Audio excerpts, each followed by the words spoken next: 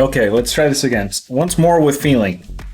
And without power outages. Yes, please, without power outages.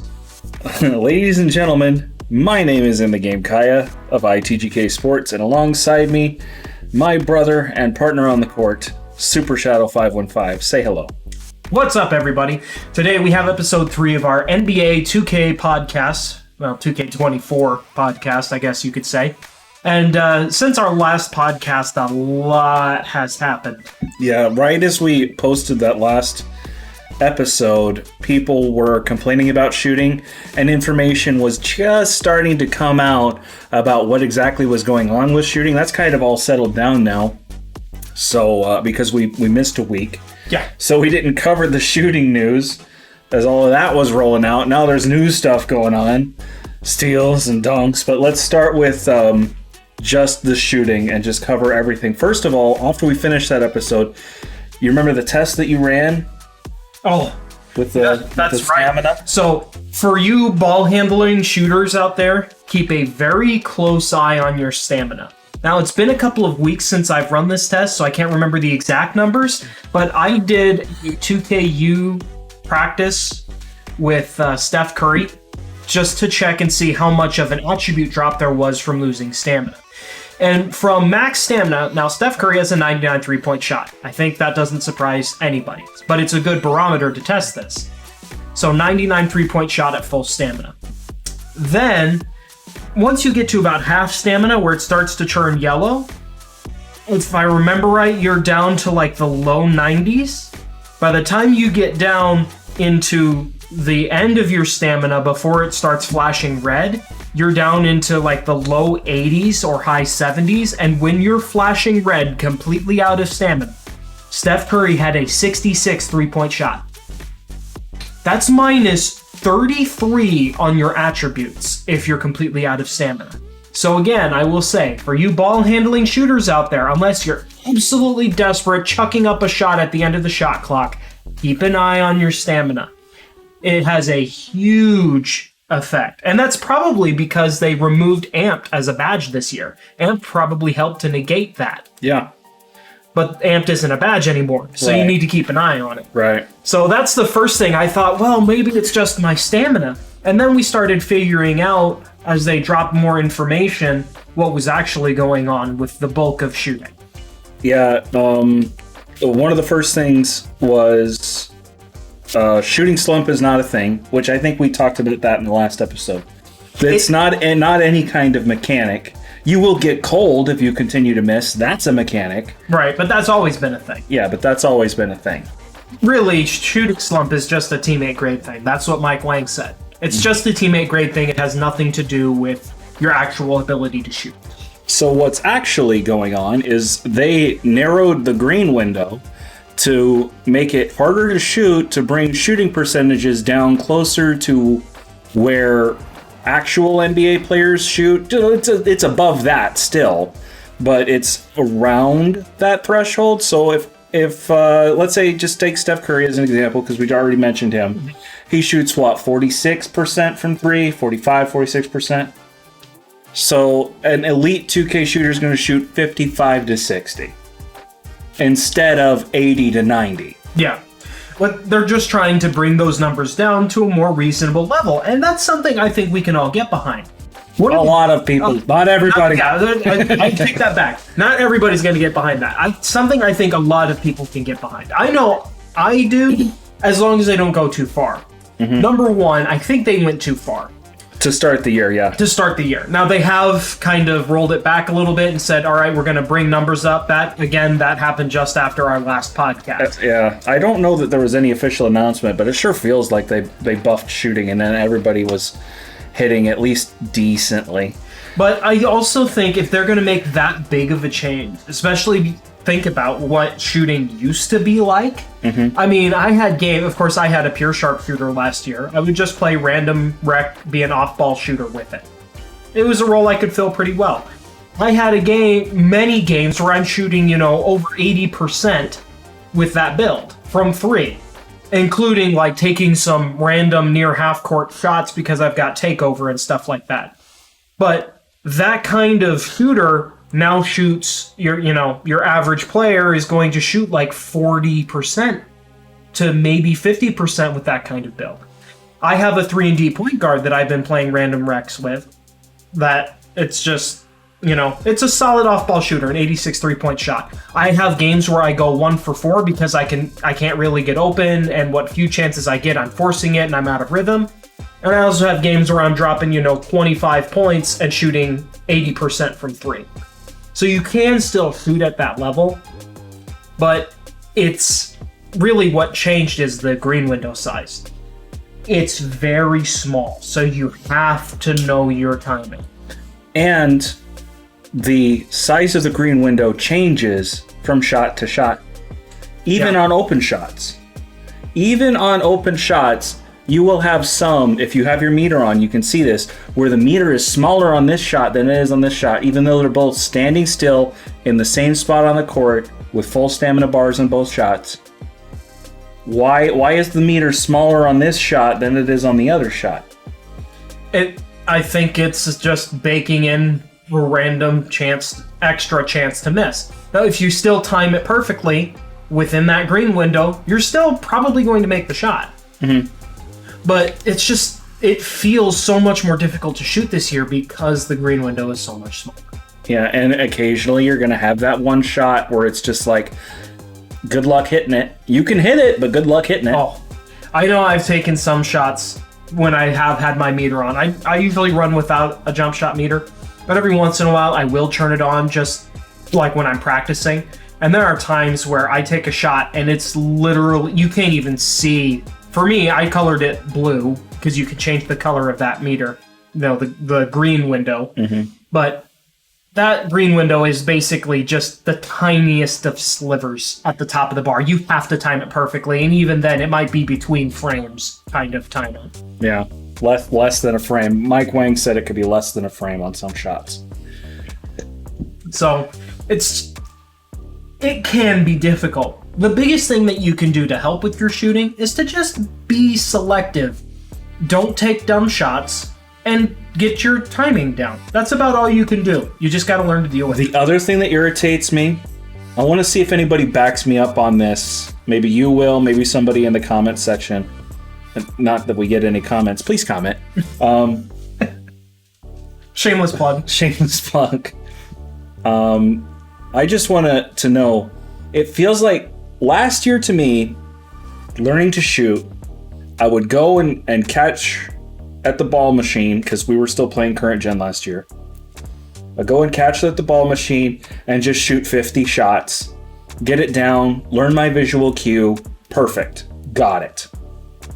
And then I would go and play meter off, online or offline, use the same visual cue, the same shot timing for all the different jump shots that I used, for all the different players, everything. And I was, by the end of the year, a solid shooter, shooting fairly consistently with even a 65 3-ball on my Michael Jordan build. Yeah. Wait, that only had a 65? It went up to 75. I never got it done. Wow. Okay. I thought it was in the 70s. No. So I was shooting pretty decently with that. And the cue was the same, and my jump shot settings for the controller were the same, both online and offline. I turned my meter off because I don't like the fact, since the meter started changing speeds, I don't like it anymore. But now this year, it feels like I run set point online and push offline. And that's because it uses, they're close enough together in terms of cue for most jump shots that with the added lag of online, it feels like the cue is not the same from online to offline and back and forth anymore. I have to relearn how to shoot if I'm going to play offline like in my career, and then again go to the Gatorade and practice for online when I'm going to go play online because the cue is different. Like it's a completely different jump shot. So if I set it to push and I play offline, then in offline, my player brings the ball up, he hangs in the air, and right as his arm is about to move forward to push the ball, I don't know why I'm doing the Chris Bosh jump shot form IRL, but right as his arm is about to move forward for that right as it moves, that's the push. That's what I like. That's how I play with offline. If I do the same thing online and I release right when it goes to push, slightly early, slightly early, slightly early, I have to release it halfway through the arm pushing. Before it gets to the end, that's release, but not when it starts to move. That's too early. I have found that there's some inconsistencies in jump shot timing. I'll agree with you on that. Even from mode to mode online. Yeah. It feels like it anyways. Personally, I just learned to deal with it. I don't change my timing. Like the actual setting in the controller settings. I just have to warm up between modes. But I've just learned to deal with it. Sometimes it feels like I need to release the ball with the same player in the same jump shot. Sometimes it feels like I need to release the ball right before the arm, like literally right as the arm starts moving. Sometimes it's just after the arm starts moving. Sometimes it feels like it's almost by the time he releases the ball. Of course, I've got a really quick jump shot. So that's a very small window between when he starts to push and when he's done pushing. So we're talking a couple of frames here in difference.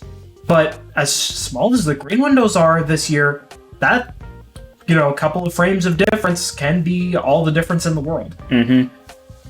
Because there are times I will take my player and I will be shooting just fine in a shoot around in the Gatorade court, and then I go to play online and it's just slightly early, slightly early, slightly early, slightly early. And it's like, what am I doing wrong? Well, I went to play online and now I have to release the ball like right exactly as the arm starts to move, not just after the arm starts to move.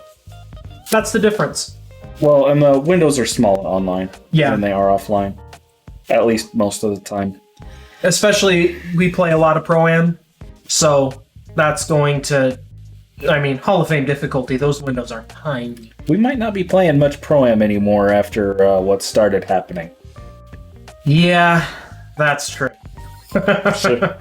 Should we talk about Titans?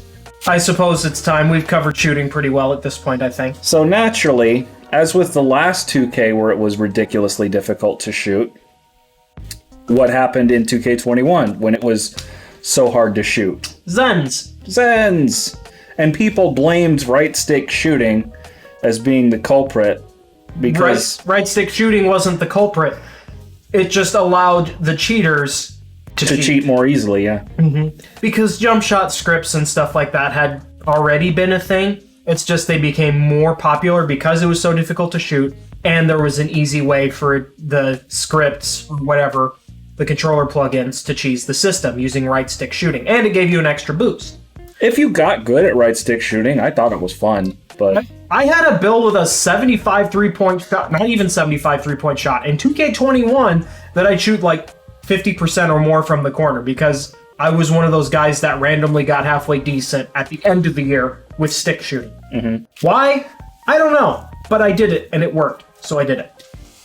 But now it's difficult to shoot this year again, so naturally they've reduced how much variance there is in jump shot timing, how slow it gets from stamina, how fast it gets from a contest, and just standard built-in variance. Because that was a big complaint last year. It changes too much. Well, it doesn't change nearly as much this year. And shooting sometimes feels really good.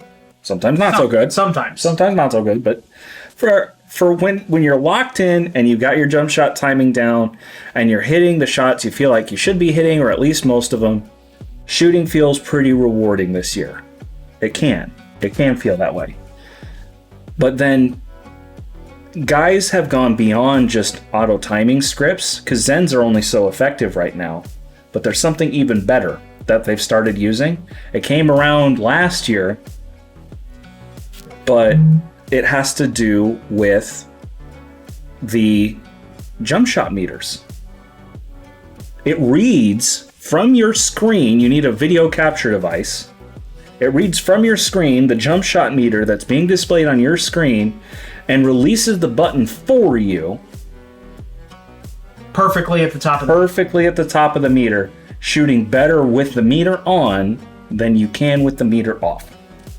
And these devices, called Titans, are available on Amazon. I looked it up last night just to confirm because I had heard that they're there. It's literally the second thing that shows up.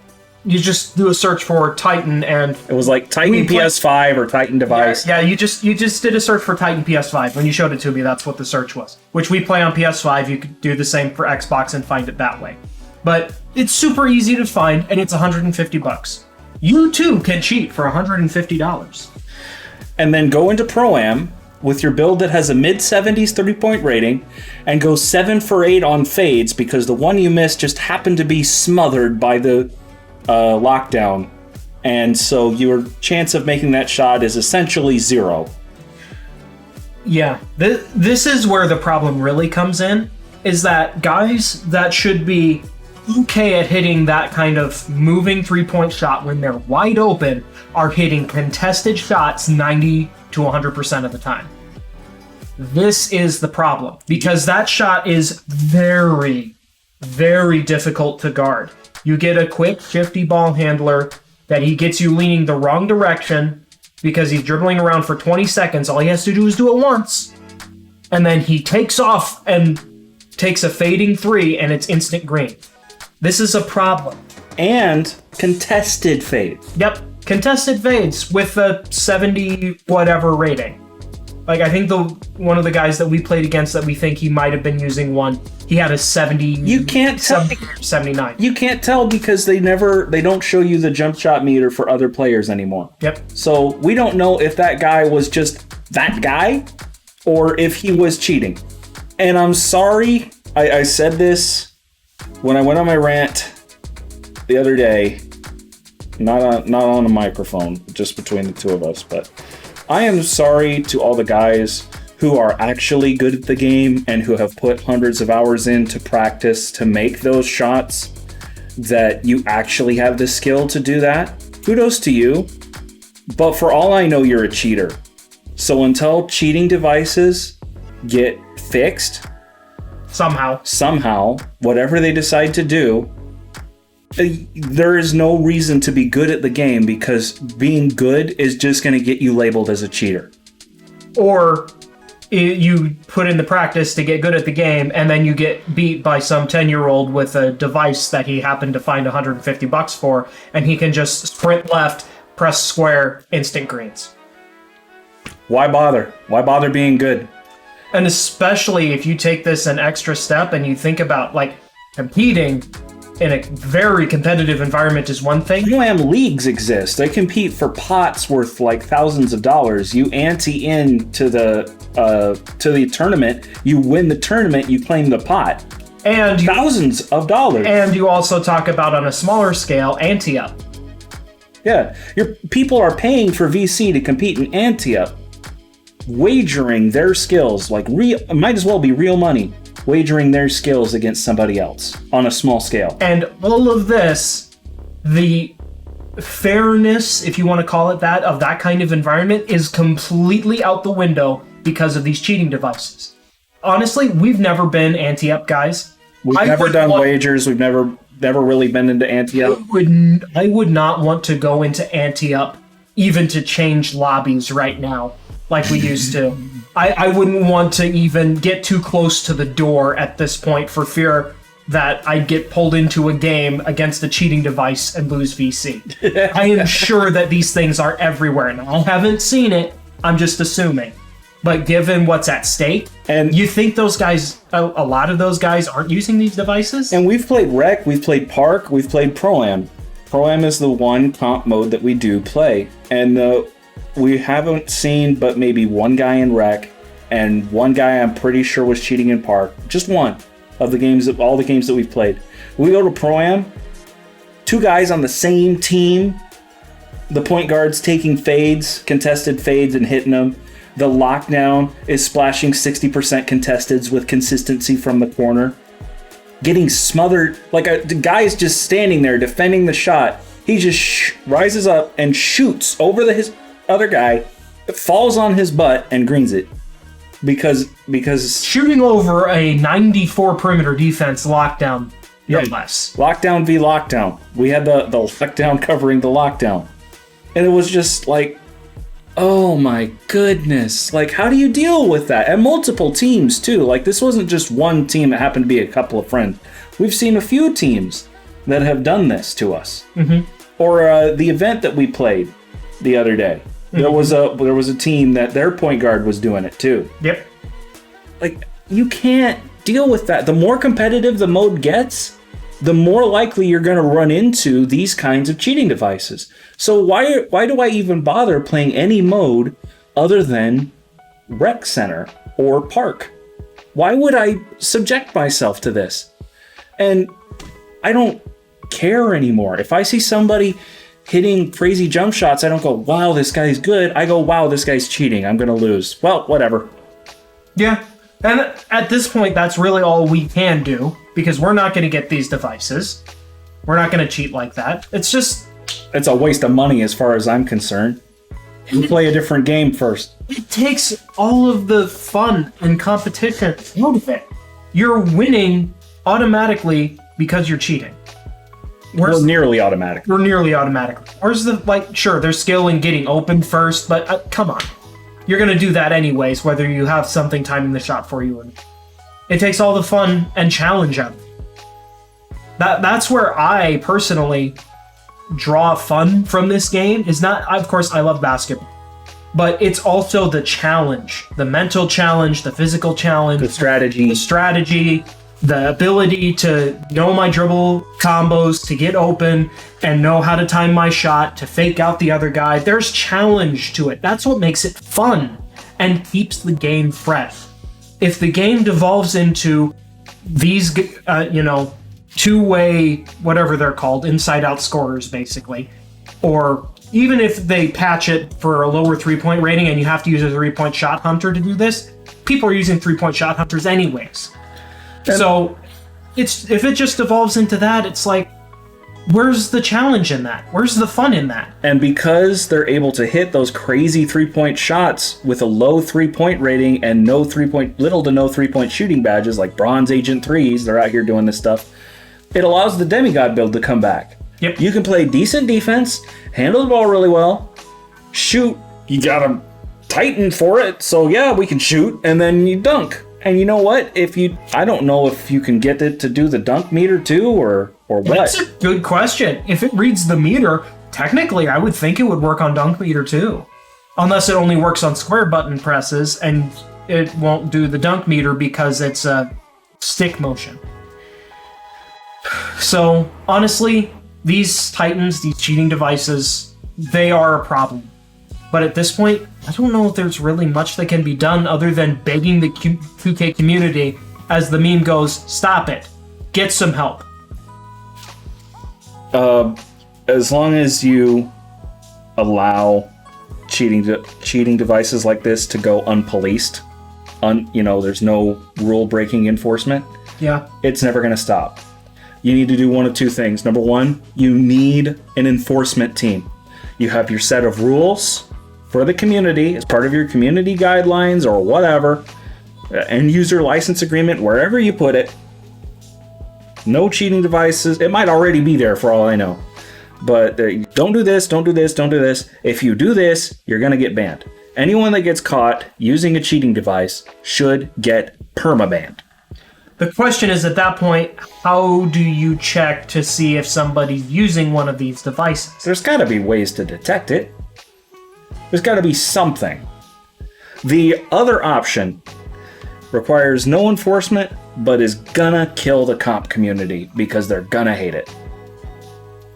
Get rid of guaranteed greens. Get rid of green or miss. That's the other option. Because then, he's timing his shot perfectly. He's timing his shot perfectly. He's timing his shot perfectly. But if it's not guaranteed to green because he timed it perfectly, it's not guaranteed to go in. Yeah.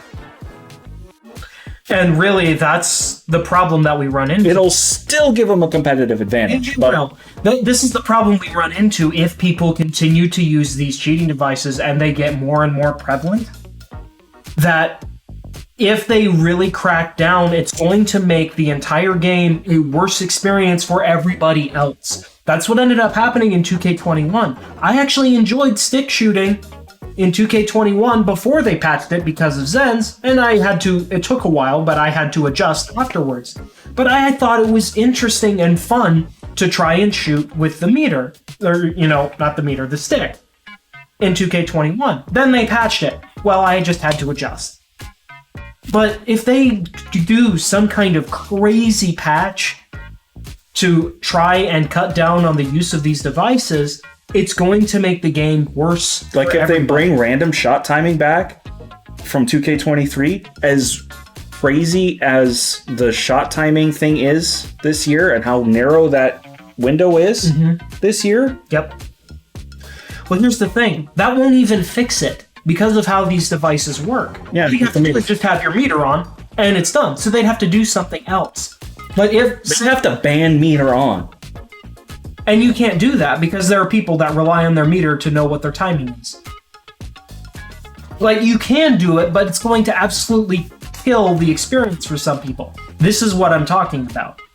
It's going to ruin it for somebody. It's going to ruin it. It's already ruining it for people. Right, it's already ruining it for people that are facing these guys, trying to play the game legit and basically automatically losing because this guy can go out here and hit crazy shots guaranteed. So the real answer is, you can try and patch it. No matter what you do, the cheaters will always come back. The only true way to beat it is to have an enforcement team. That's the only thing you can do. And it's too much to ask, I know, but the only other thing that you could do is just me, as a member of the 2K community, a guy that plays hundreds of hours of this game every year. Please stop using these devices. You're ruining the game experience now, and you're likely eventually to make it even worse for everybody. And you wouldn't be able to cheat in the long run anyways. And to the 2K dev team, if you want to ban people or implement a way to detect these devices, actually do something, because empty threats are not going to stop these people. And so far, that's all I've seen. Don't do it. You might get banned. Don't do it. But I think we've covered this about as well as can be expected without continuing to rant. So we should probably keep things moving before we spend another 20 minutes ranting about Titans. What about the dunk meter?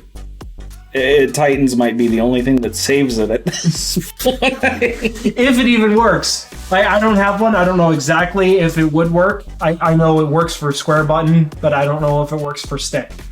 Two things. Number one, the driving dunk meter is very small.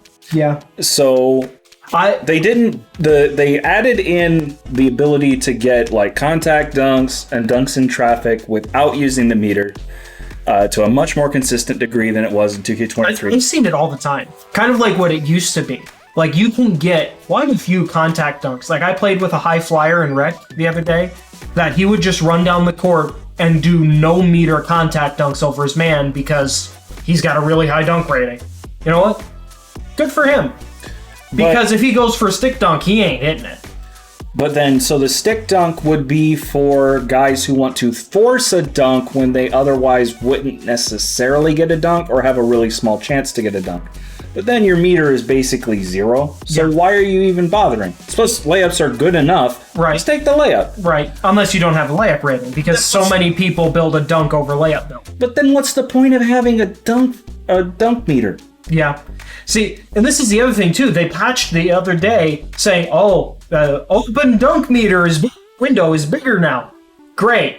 It was already half of the bar.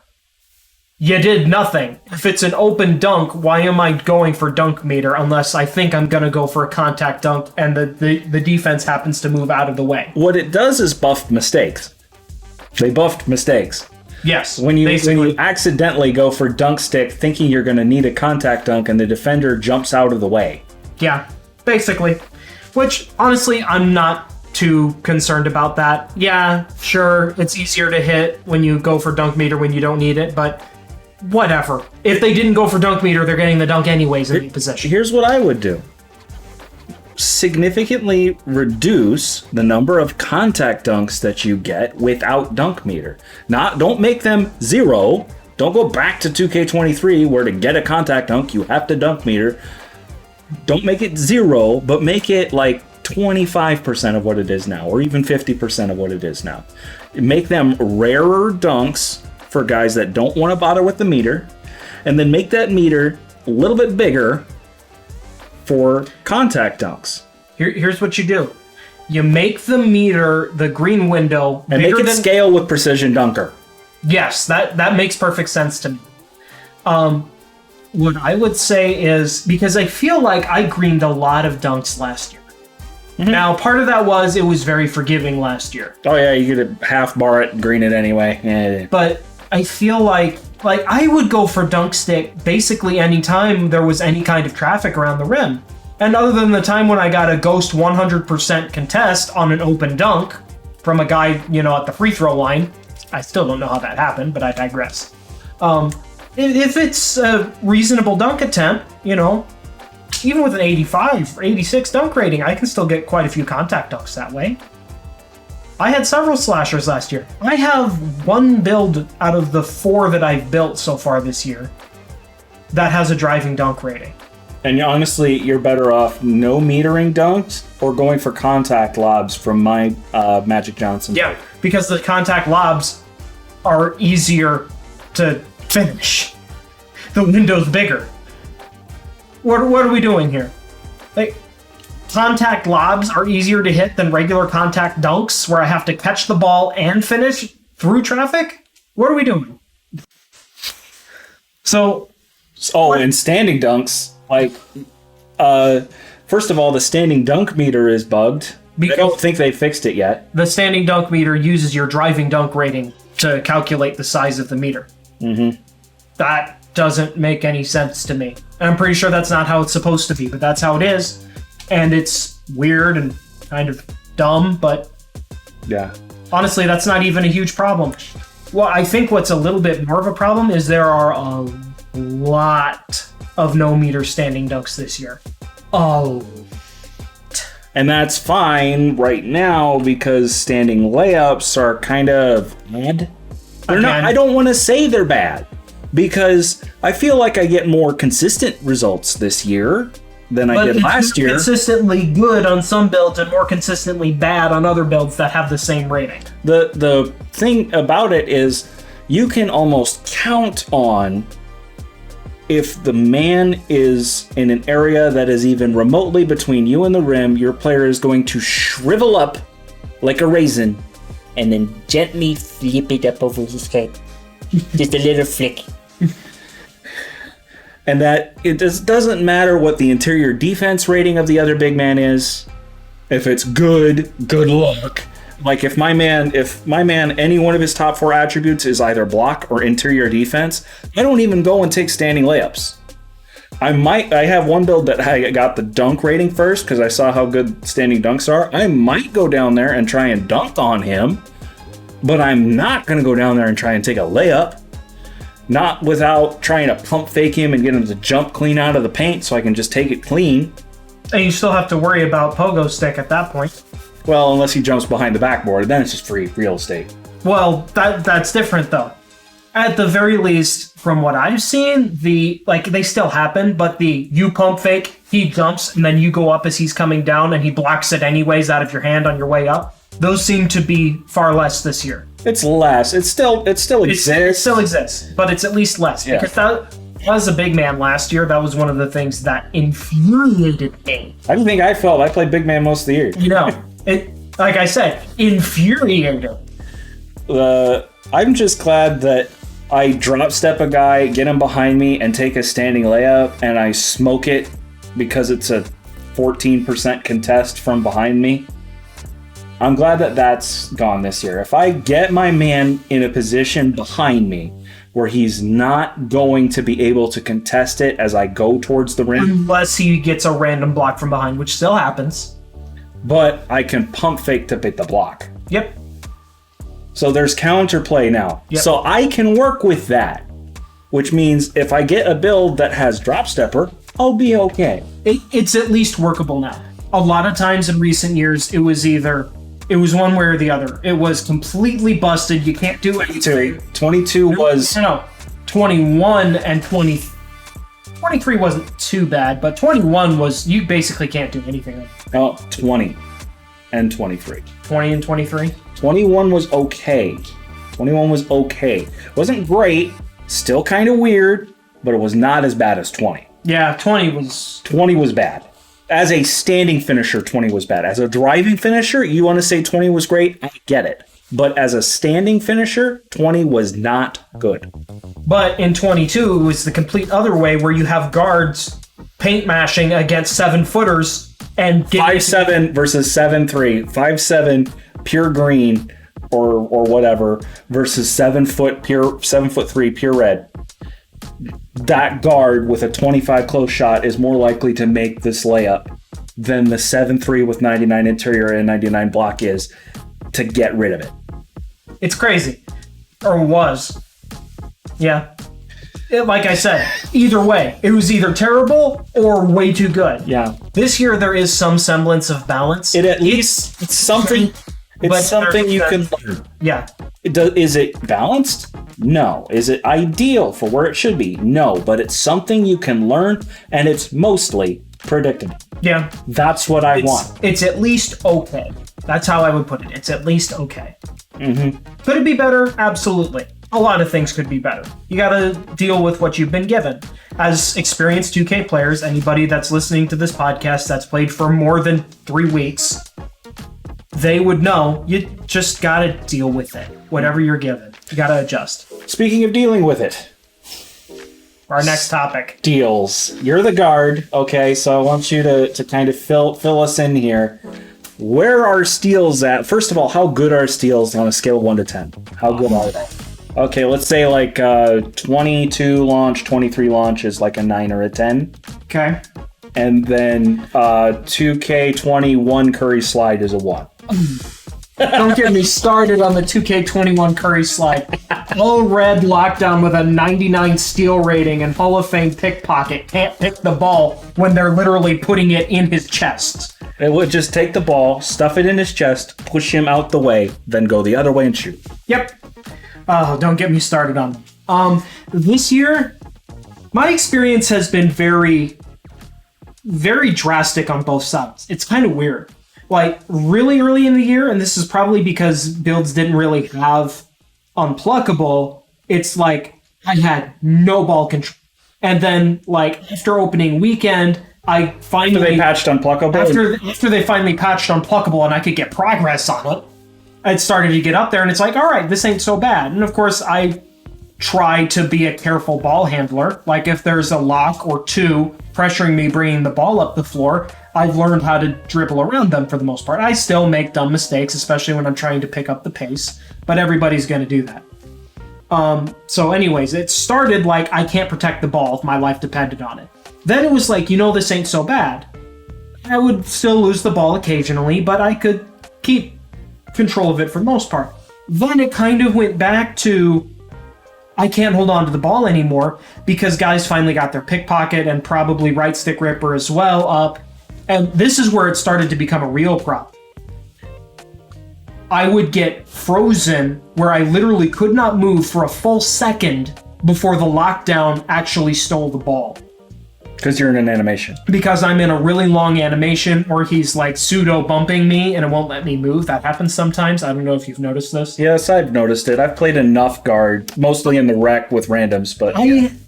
As a quick aside, I've had moments where I have been bumped by a lockdown and literally been unable to move for like 4 full seconds. Can't dribble, can't pass, can't shoot, can't nothing. Of course, I'm not trying to shoot, but literally cannot do anything. I have no control over my player for like 3 or 4 seconds. And don't push any buttons either. Because the moment you finally get control back, you just yeet the ball across the court. Yeah, it's like you start pressing a bunch of buttons trying to do stuff, and then your player does this crazy, spin between the legs, dribble, pump fakes 3 times, and then throws a lob to nobody. Because it buffers all of those inputs. Yeah. But anyways, the biggest problem I have with steals right now, I would say I'm going to be careful in saying this because it's something we'll get to in a minute. But steals are a little bit too good right now for a very specific reason. This is the biggest thing that bothers me. If I leave the dribble open and he reaches and gets a pluck, you know what? That's my bad because I didn't protect the ball. But if I am holding L2 for a protect dribble as I'm dribbling around the 3-point line, seeing where my teammates are moving, and a lockdown runs up and literally reaches across my body while I'm trying to protect the ball with gold unpluckable and takes the ball from me, why do I have a high ball handling rating and unpluckable if he's just going to run up, reach through my body, and take the ball from me? I haven't had this happen to me, but there have been reports of guys that have the ball, say, in their left hand, like they're doing a behind the back crossover, right? Mm-hmm. The ball, before it hits their left hand, will teleport back to the right to the lockdown across his body. Yeah, that clip circulated through the 2K community. I had it happen at least once, where I have the ball in my left hand doing a protect dribble, and the lockdown literally phased through my body from right to left to take the ball from me. Didn't reach around me, didn't slide past me, literally went through my body to get the ball. Those are the kinds of things that are really a problem. You can't allow somebody with no skill to reach across a good ball handler's body. Like if it's some, 40 ball handle power forward that shouldn't really be handling the ball, and he doesn't have unpluckable, and you have a guy with, silver, gold, even Hall of Fame glove. I understand that. Those guys are quick. They're really good at stealing the ball. But if I have a 92 ball handle and gold unpluckable, why are you letting that happen? So here's what I would say. Again, I said I was going to be very careful about this because if we ask, as a community, if we ask for them to patch steals, there's a chance that they completely overpatch it and then you cannot turn the ball over anymore. That's happened every year the last couple of years. I can think all the way back to at least 2K20. There's been steals. Steals are always strong to start the year. Now, part of that is, again, people don't have their unpluckable up. They're still learning their badges, learning the flow of the game. Learning their dribble moves. But steals always start strong. Like, I remember in 23 when we first started, steals were crazy strong. But what happens is, if you allow people to reach across my body and steal the ball for free, you're not rewarding good behavior, you're rewarding bad behavior. So what needs to happen is not a complete nerf of steals all around. It's an adjustment to where you're much less likely to get a steal if the ball is in the wrong position for the guy to steal it. Turn those into reaching fouls or even no calls. Just he maybe leans in and bumps me a little bit and doesn't hit, he bumps me with his chest as he tries to reach for the ball. If that happens, I'm okay with it. But you can't reward them for pressing square or X or flicking their stick to get a steal when the ball's not in position. There's no skill in that. And that's really something I think a lot of the 2K community can get behind, is say, make it a skill-related thing so that if I do expose the ball, then the lock can take it. But if I don't expose the ball, don't let him take it for free. So that's what I would say. Kind of putting a bow on this, as I've rambled for the past 5 minutes, is make it to where you have to be in a good position to steal the ball in order to steal it. Don't let guys reach when they shouldn't and be rewarded anyways. Yeah. I always have this philosophy when it comes to critiquing things, because I like to listen to video game reviews and all that stuff. My philosophy has always been, if you're going to critique something, offer a better solution. Yeah.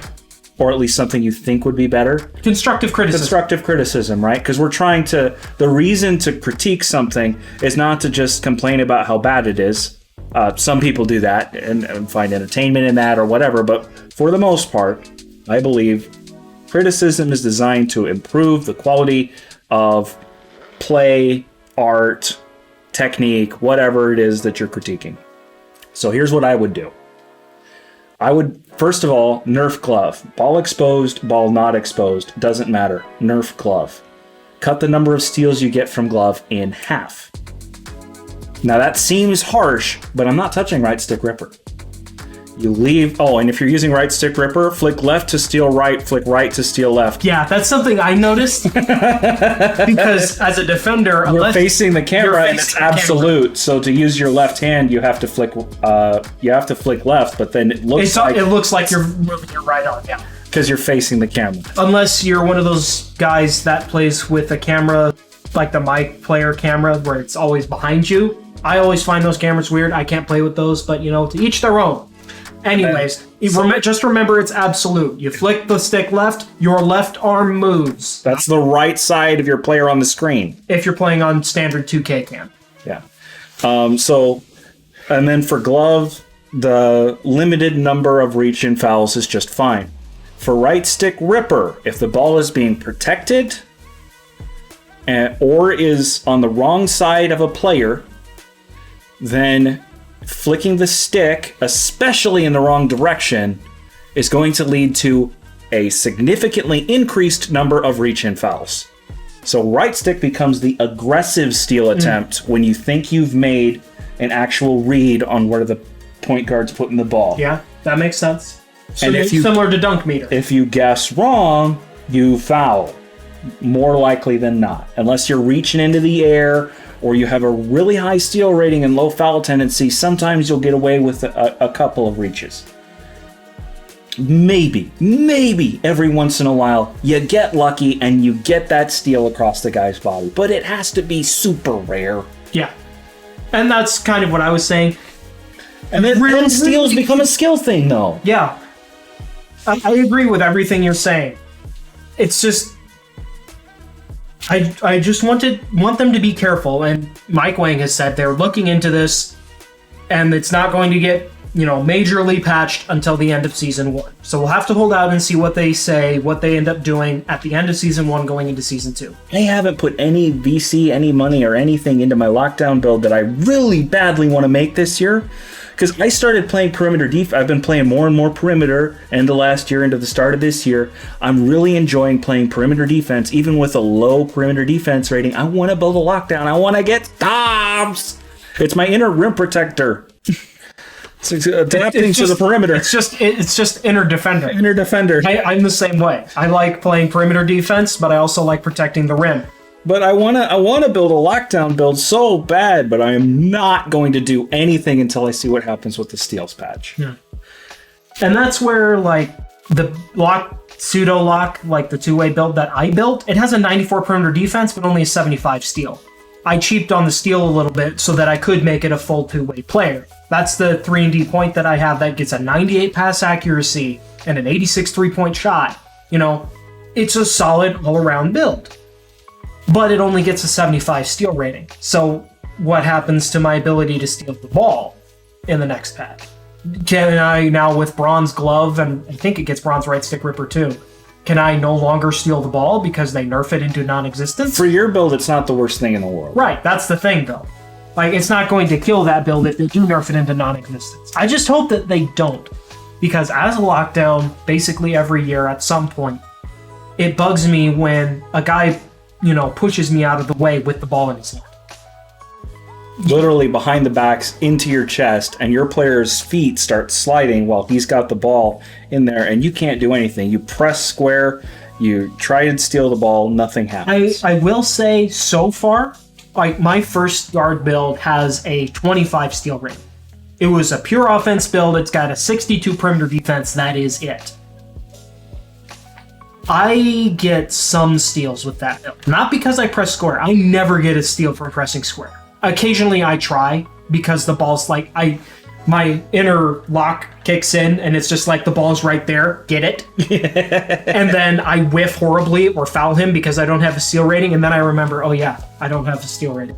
But I get steals on that build because guys are, I'm bumping them outside of the 3-point line, trying to pressure them, and they end up trying to do this compact crossover to switch hands, and they dribble it into my leg, and I just pick it up and start running. That kind of stuff happens. So a lot of those, like you're saying, you do the behind the back and they dribble it into your body. I've done that several times this year. Like I said, I have a tendency to occasionally turn the ball over when I'm trying to push it in pseudo transition. Mm-hmm. That's usually how I turn the ball over, is I end up crossing over, doing a behind the back into a guy, thinking I'm going to cross him up, and he stays on that side. So those still happen. And you know what? I'm okay with that. Ball tangibility is a good thing, because you're rewarding a guy for being in a good position and saying defense and saying to this guy that's handling the ball, you shouldn't have done that. That's fine.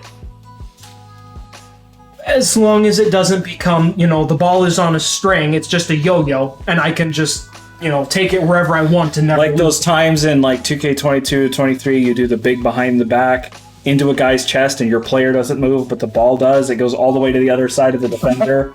and then just back to me. Yeah. Or back to whoever's doing. So yeah, it's always interesting to talk about steals, and it can be a very hot topic early in the year.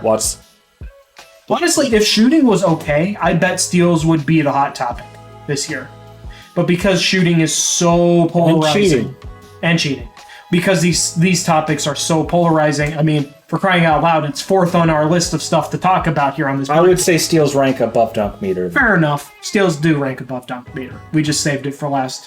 And lag and variance in things like shot timing across different modes kind of goes without saying, like, that needs to be improved. Yeah. Just moving past that, okay? Other than steals, this is one thing that's gone really low-key unnoticed by the community, but I think could become potential cheese, potentially overpowered. It's something I've seen, especially from builds that have low acceleration, low speed with ball. Well, I guess speed with ball doesn't matter because it's an off-ball move. Watch the get open mechanic, because low-key, that is scary.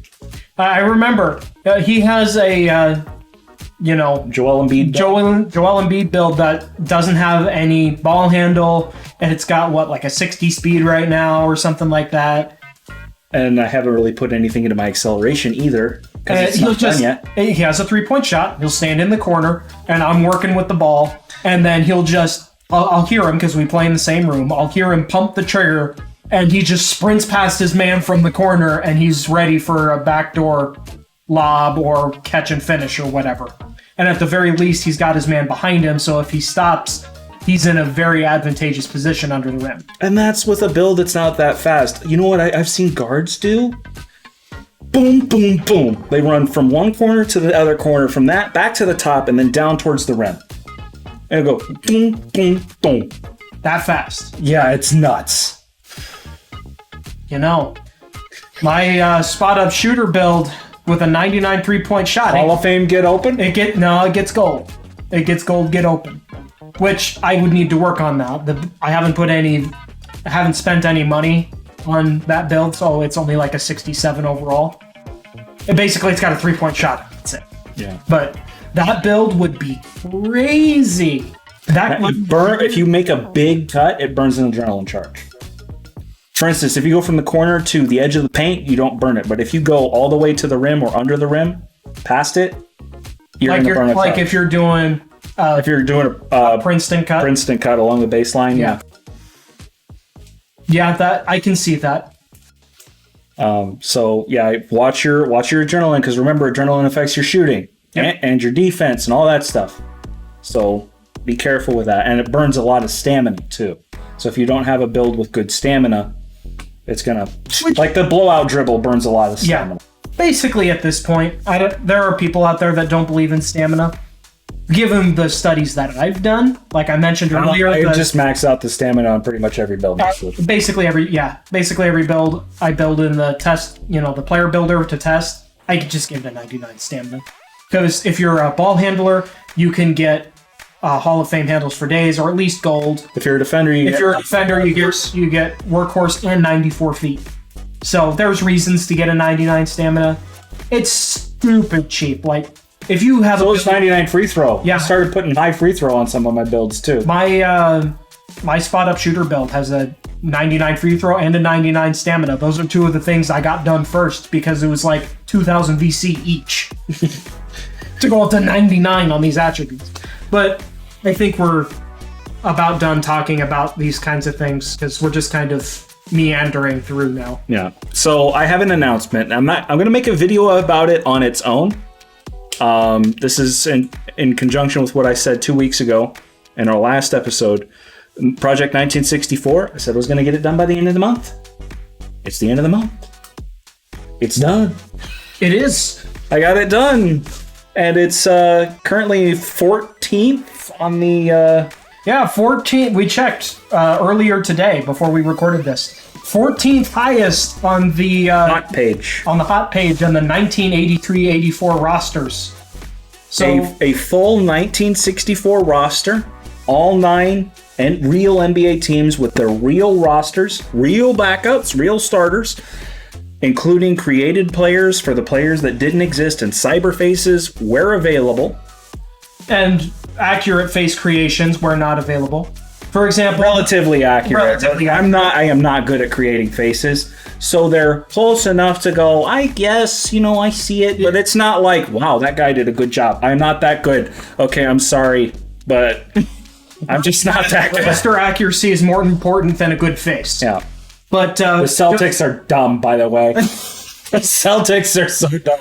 It's the 1964 Celtics. What do you expect? Yeah, the 65 Celtics are already in the game, so... Well, that made your job easy then. Pretty much, yeah. But as a basic example, a player that personally I had never heard of, but was apparently a star back in the 60s. Hall of Fame. Hall of Famer, Gus Johnson. Yeah, it was his rookie season.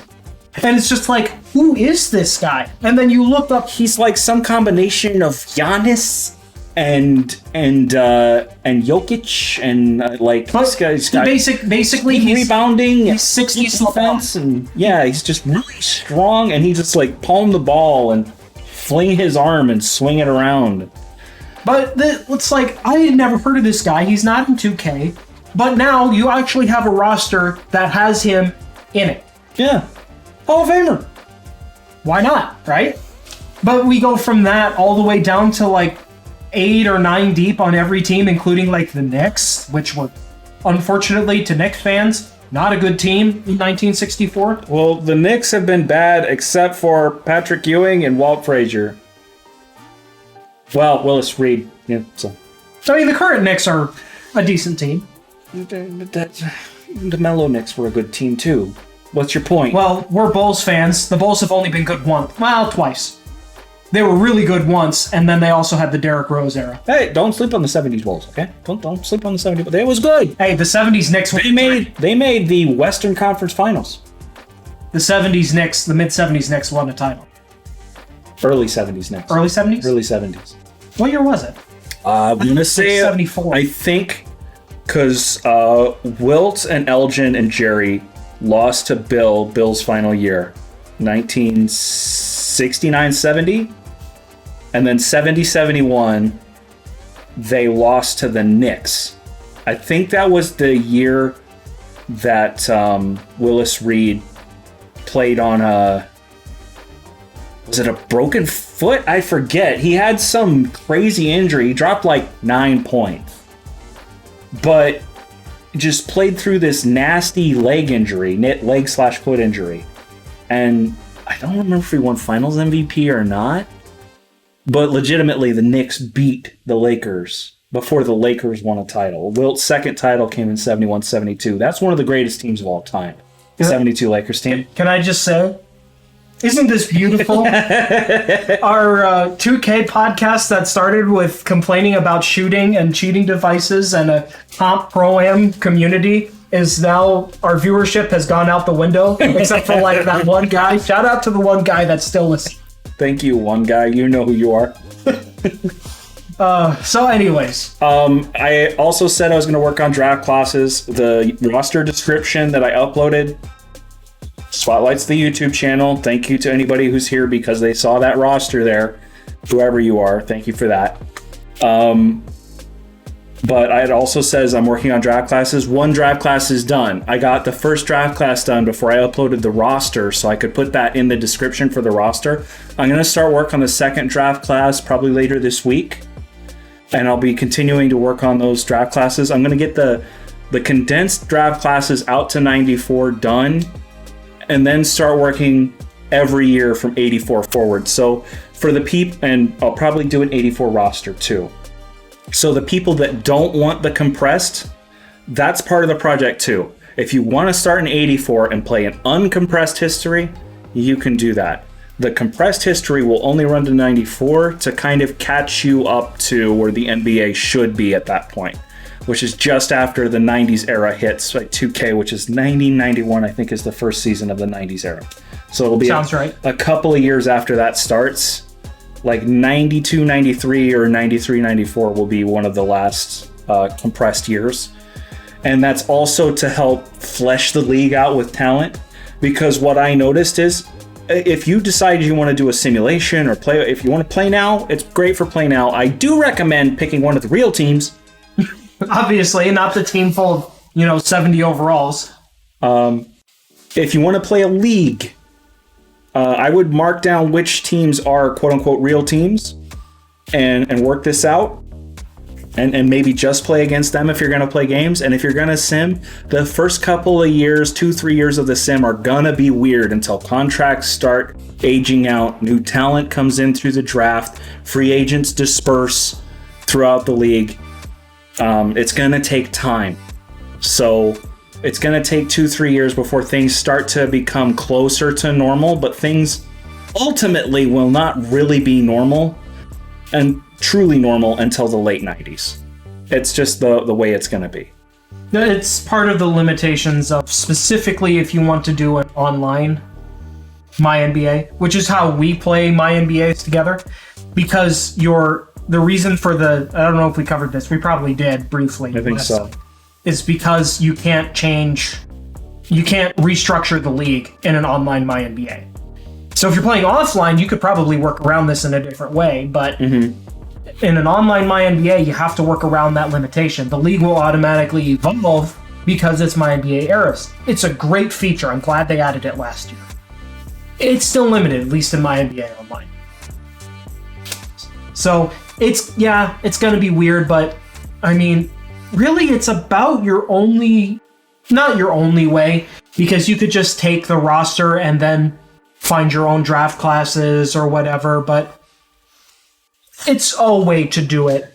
The other thing is, once I get to 84, content for 84 and from 84 forward is pretty decent for other members of the community. I'm pretty much the only guy doing 60s and 70s stuff. At least right now. Yeah, I mean, when I looked earlier, it's like the top 15 83, 84 rosters, which is what he's basing this 64 roster off of. The top 15, it's like his is a 64 roster. And then there's one that's like some demigod player on it. It's like, why are you doing this in an 80s roster?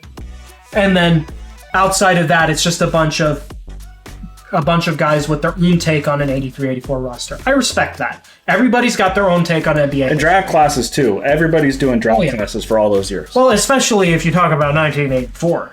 And 96. And 1996. I mean, those are big years in draft. Lukey, 86. Slept on draft. That was a good draft. Was it 86? Bias died. Well, that's unfortunate. Shoot. I know. Is he in the official? He's probably not in the official. He's not in the official roster, no. But I think Rodman was in that draft. Barkley was in 84, so that wasn't it. The 84 was better, but I forget who all was in 86. I do remember making an 86 draft once, and it was actually a pretty decent draft. Anyways. But yeah, so my goal is to at least get it up to where the rest of the community can take over your experience if you want to keep playing it past that point. If I can get it to 94, you can find other people's draft classes for 95, 96, and especially once you get past 03, you'll have no trouble finding draft classes for any of those years. And even just getting like 2K has its own historic draft classes, Which are okay. They're okay. They're limited, but they're okay. And the problem is the 60s and 70s draft classes, if they exist, are very, very limited. 5 players, tops. Yeah, it's basically you're going to get the notable players from that year, and that's it. And it's not even every year, which is part of the reason for, compressing it too, is so that you can get more talent in the league. But, that kind of goes back around to stuff we've already covered. And I already talked about like potential scaling and all of that stuff. So I think I'm doing the top 10-ish players from every draft. Like I think the one that I did was 64, 5, 6. 64, 65, and 66. It was like 8 and then 11 and 11. Because the 64 draft was kind of shallow. I ran out of talent that was even like starting caliber.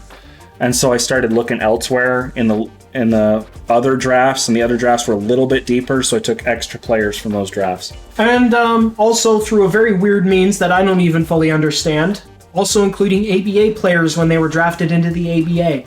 So that talent will be available too. Basically, in this version of history, there is no NBA, ABA split and merger. It's all one league. So, you're going to get Dr. J and Moses Malone and Marcus Gilmore and George Gervin, David Thompson.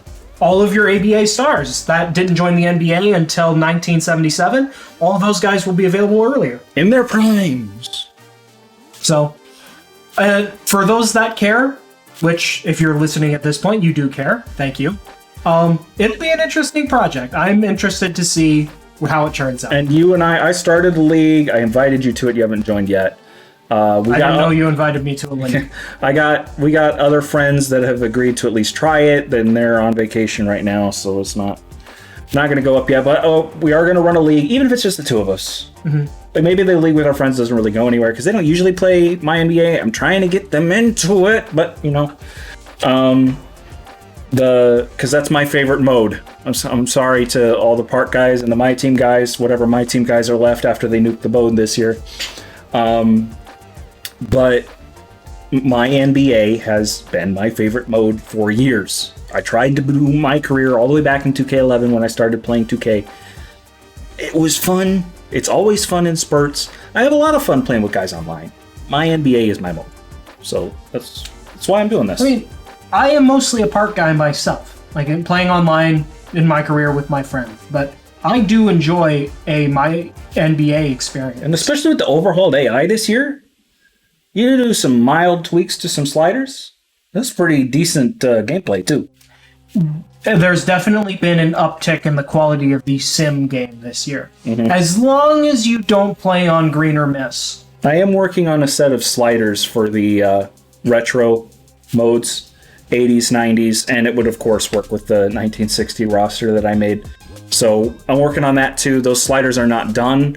I'm really close to finishing my modern NBA sliders. I need to play a few more games with them and make sure I'm okay with how it feels to play with those sliders. But there are plenty of guys making modern NBA sliders. So as of right now, especially with my focus on retro content right now, I'm not too worried about my current sliders.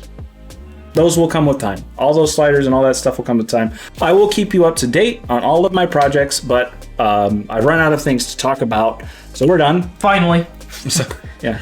Apologies to people that wanted something a little bit more to the point. We have a tendency to ramble on our 2K conversations. That's why we started a podcast. That's why I started a podcast.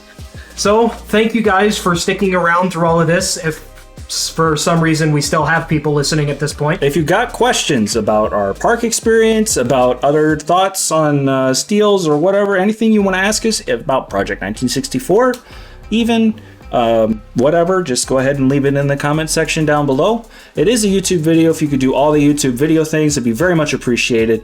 Until we see you next time, I am In The Game Kaya of ITGK Sports. My brother Super Shadow 515. We will see you next time. See ya.